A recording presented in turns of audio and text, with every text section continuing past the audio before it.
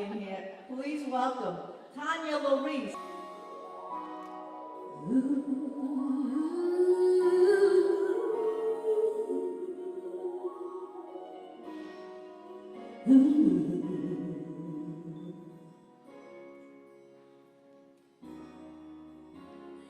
Shattered, but I'm not broken. Wounded, but time will heal.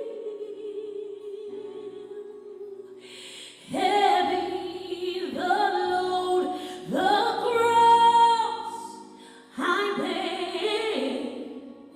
Lonely the road I trod, I'm dead, shaken, but here I stand.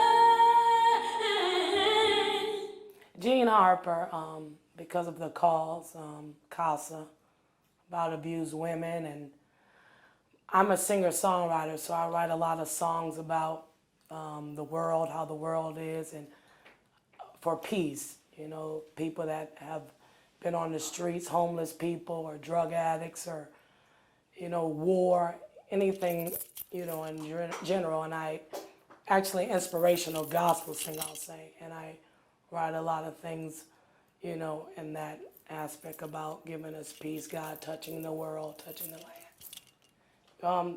Why is it important to me to reach women is because not long ago I met somebody that actually had a really rough life, that was abused, that grew up on drugs and had, a pretty terrible life. And that's what inspired me to write the song, God Give Us Peace. It speaks about abused women, people on the street, just homeless people, anything in that area. And I just ask God to give us peace, to heal the land, to make this a better place to live in. Growing up, I actually grew up in a Pentecostal home. My father was a minister. So my life was very strict. I mean, peer pressure was really surrounding me. We had to live a different life. We couldn't do a lot of the things that the young people could do, like we couldn't wear pants, we couldn't wear the jewelry, we couldn't hang out in the streets or go to the movies or listen to anything other than gospel music. So kind of growing up, I kind of snuck and did those things because I always knew that I wanted to be a singer. But the music that I liked, my parents didn't agree with. So I tried to do that secretly, knowing that when I grew up, I wanted to probably be an R&B or soul singer. But after a little situation happened in my life, I kind of went back to my roots and started writing my own stuff. But it does point towards God, but it has a lot of different flavors of music in it. So basically, I didn't go all the way off track. But I mean, I kind of made it my own and did my own thing. But basically, it was really a rough life for me growing up because, like I said, I couldn't do all the things that the young people did. But I think back, if I did, maybe I wouldn't be the person that I am today.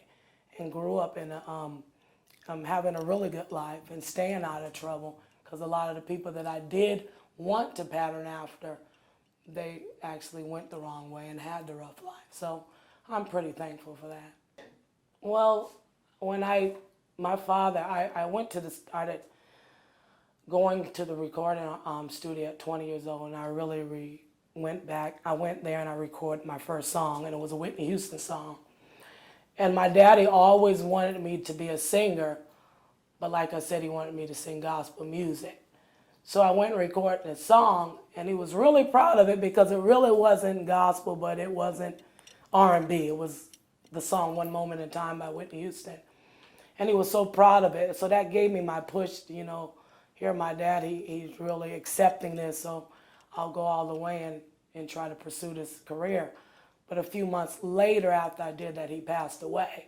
Had a massive heart attack at 48 and just dropped dead. And my father was the one that inspired me. He always said, Tanya, no matter what you put your mind to, you can do it. He said, you're ambitious, you're strong, you'll always be what you set out to be. but he wasn't there to push me, and that made me give up for so many years.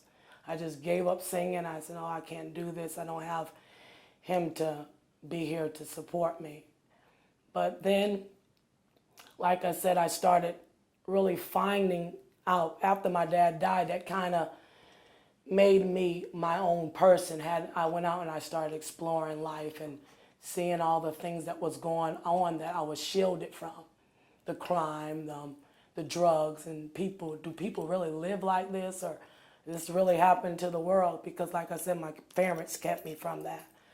And then I started getting myself involved in talent shows, and I was winning, and people was pushing me, "Tanya, you should sing, you should sing." And I'm like, well, I'm pretty bashful. I really don't have that push anymore. But the more I kept on, I never gave up, never gave up. And I did this, actually this gospel play. And I remember being on the stage for the first time, never did anything like this. And I said, "God, is this what you want me, if this is what you want me to do, you show me tonight." And I got on that stage and all the people were screaming and applauding. And that night when I went home, all these songs that started coming into my head, and I started writing over 100 songs. And then I met Robin, which is my manager now, and knowing her background and her life was a totally different life than mine. And she shared her life and how she was raised and how she was abused and how her life was with crime and drugs. And I'm like, God gave me this song called "God Give Us Peace," which I'm going to perform today and tonight. And it really touched a lot of people. I never thought writing those lyrics down on a piece of paper would mean so much to people. This really happens to people. And it didn't happen to me, but I know God gave me that song for other people. And that's what my goal is, to touch any individual life. Not because I experienced, but I know somebody that did experience these things. And I know that happens in real life.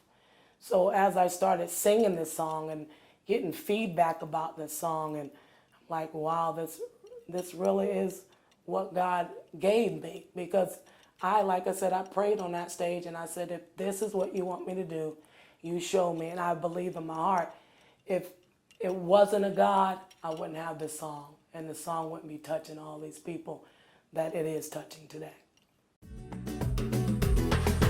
Mom.